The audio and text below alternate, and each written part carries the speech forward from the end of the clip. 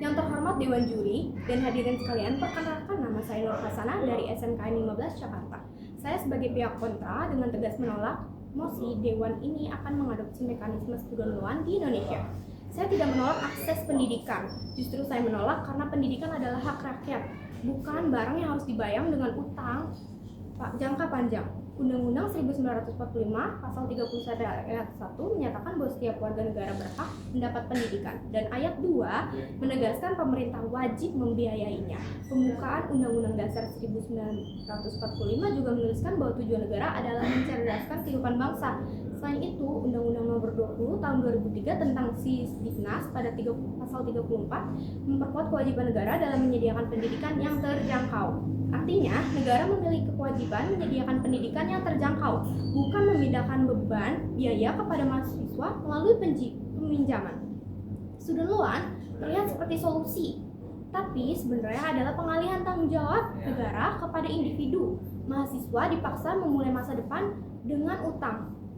Hadirin sekalian, di Conversion Indonesia 2024 aliena.id dengan judul Gagalnya Student Loan Kredit Mahasiswa Indonesia dicantumkan bahwa Indonesia sebenarnya pernah mencoba sistem seperti ini melalui Kredit Mahasiswa Indonesia atau KMI pada tahun 1982. Hasilnya gagal total. Banyak penerima pinjaman tidak mampu membayar, kredit macet terjadi, bahkan ribuan ijazah tertahan di bank karena mahasiswa belum melunasi utangnya. Pada CNBC Indonesia Mei 2024, bahkan Menteri Keuangan Sri Mulyani pernah memperingatkan bahwa student loan di Amerika Serikat menimbulkan masalah jangka panjang. Jika negara maju saja mengalami krisis utang pendidikan, bagaimana dengan Indonesia yang kondisi ekonominya jauh lebih rentan? Pihak pro mengatakan mahasiswa bisa membayar setelah lulus dan bekerja. Namun pertanyaannya, apakah semua sarjana Indonesia langsung mendapatkan pekerjaan layak? Jawabannya tidak. Pada data BPS menunjukkan bahwa pada Agustus 2024 terdapat 7,4 juta pengangguran di Indonesia, dan lebih dari 842.000 diantaranya merupakan lulusan perguruan tinggi. Bahkan presentasi sarjana pengangguran meningkat 2 kali lipat dalam 1 dekade terakhir. Pada CNBC Indonesia Research 4 Juni 2025, Kemendikbudristek juga mencatat sekitar 1 juta lulusan perguruan tinggi menganggur setiap tahunnya, dan sekitar 80% lulusan bekerja tidak sesuai bidang studinya.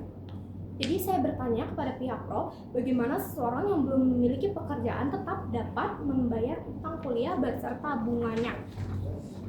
Pada laman resmi UGM 22 Februari 2023, masalahnya bukan malas bekerja, melainkan lapangan kerja yang memang belum cukup. Menteri Tenaga Kerja Ida Fauzia sendiri mengakui bahwa pengangguran lulusan sarjana dan diploma masih tinggi akibat adanya link and match antara pendidikan dan dunia kerja. Memaksa mahasiswa berutang di tengah kondisi ekonomi seperti ini adalah kebijakan yang beresiko besar. Hadirin yang terhormat, pada Conversation Indonesia 2024, student loan juga berdampak pada kehidupan sosial generasi muda. Di Conversation Indonesia menjelaskan bahwa lulusan yang terlilit utang pendidikan cenderung mengalami tekanan finansial, menunda menikah, menunda memiliki rumah, bahkan membawa beban ekonomi hingga masa pensiun. Dan pada jurnal FLJ UPN Veteran Jakarta Vol 1 nomor 3 tahun 2024 mencantumkan bahwa di Amerika Serikat total utang mahasiswa telah mencapai lebih 1,5 triliun dolar AS. Bahkan sekitar 20% penurunan kepemilikan rumah di kalangan anak muda dipengaruhi oleh beban student loan. Apakah Indonesia ingin mengalami masalah yang sama? Pendidikan seharusnya membebaskan masa depan anak muda, bukan justru mengikat mereka dengan cicilan bertahun-tahun. Di Conversion Indonesia 23 September 2024 juga mencantumkan bahwa student loan berpotensi memperbesar ketimpangan sosial. Mahasiswa dari keluarga kaya bisa kuliah tanpa utang, sementara mahasiswa dari keluarga biasa harus menanggung beban finansial setelah lulus. The Conversion Indonesia menyebutkan kebijakan ini berpotensi menciptakan alienasi bagi mahasiswa kelas menengah ke bawah. Orang Untirta.com 15 Juli 2024 juga mencantumkan LPM Orange Untirta juga menyebutkan student loan dapat meningkatkan biaya pendidikan karena pemerintah merasa masyarakat mampu membayar melalui pinjaman. Pihak pro sering mencontohkan Australia dan Inggris sebagai negara yang kuat. Sedangkan Indonesia masih menghadapi tingkat pengangguran lulusan yang tinggi dan lapangan kerja kerja yang terbatas. Indonesia sebenarnya sudah memiliki solusi yang lebih adil, yaitu KIP kuliah. Program ini membantu mahasiswa kurang mampu tanpa utang dan tanpa bunga.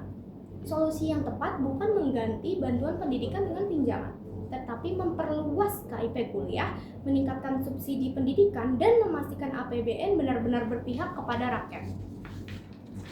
Sebagai pihak kontra, saya percaya pendidikan adalah investasi negara, bukan beban individu. Jika student loan diterapkan, maka negara perlahan melepaskan tanggung jawabnya dan menyerahkan masa depan pendidikan kepada mekanisme utang. Maka dari itu, saya menolak student loan di Indonesia. Karena pertama, bertentangan dengan semangat konstitusi bahwa negara wajib membiayai pendidikan. Kedua, Indonesia pernah gagal menerapkannya melalui KMI. Ketiga, kondisi lapangan kerja Indonesia belum mampu menjamin lulusan dapat melunasi utang. Keempat, student loan berpotensi menciptakan krisis utang generasi muda seperti di Amerika Serikat. Dan kelima, Indonesia sudah memiliki alternatif yang lebih manusiawi, yaitu KIP kuliah. Hadirin yang saya hormati, pendidikan bukan komoditas, pendidikan adalah hak. Jangan jadikan mahasiswa Indonesia memulai hidup dengan beban utang. Tolak student loan, perkuat bantuan pendidikan, dan pastikan negara hadir untuk mencerdaskan kehidupan bangsa. Terima kasih.